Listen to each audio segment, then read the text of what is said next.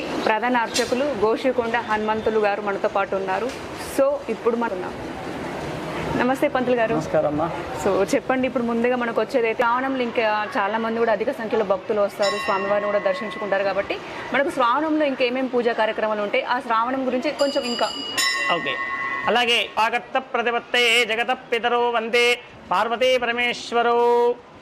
పరమేశ్వరు నమస్కరిస్తూ ఈ శ్రావణ మాసం అనేటువంటిది కూడా ఈ మాసం అంతా కూడా దీక్షలో అనే విధంగా కాకుండా ఒక విశిష్టమైనటువంటి ఒక పవిత్రాత్మకమైనటువంటి యొక్క దినములుగా భావించుకొని, అంటే ఈ యొక్క శ్రావణ మాసం మొదలుకొని ఆ యొక్క గణపతి నవరాత్రోత్సవాలు అయ్యేంత వరకు నిమజ్జనం వరకు కూడా అందరూ కూడా ఇంటి లోపల ఎలాంటి సంబంధించినటువంటి జీవహింస లేకుండా మధుమాంసాహాలు సేకరించకుండా అన్ని పవిత్రమైనటువంటి ఒక ఆ సాత్విక ఆహారాన్ని భుజించి చేసేటువంటి వారు 15 రోజులు చేసేవాళ్ళు అనేక మంది ఉన్నారు. అలాగే ఈ యొక్క మాసంలో ఉన్నటువంటి శ్రావణ మాసంలో స్వామివారికి సంబంధించినటువంటి అనేకమైనటువంటి పూజా కార్యక్రమాలు నిర్వహించుకోవడం జరుగుతూ ఉంటుంది.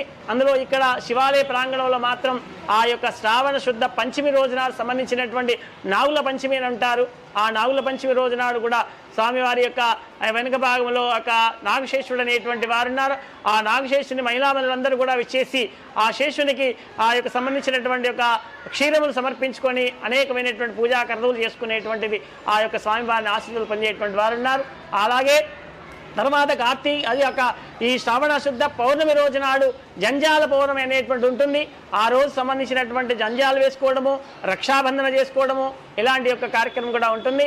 అలాగే ఈ యొక్క సంబంధించినటువంటిది ఆ యొక్క 2వ వారం అయినటువంటి శుక్రవారం సంబంధించినటువంటి వరలక్ష్మి వ్రతాలు కూడా జరుపుకోవడం అనేటువంటి జరుగుతూ ఉంటుంది.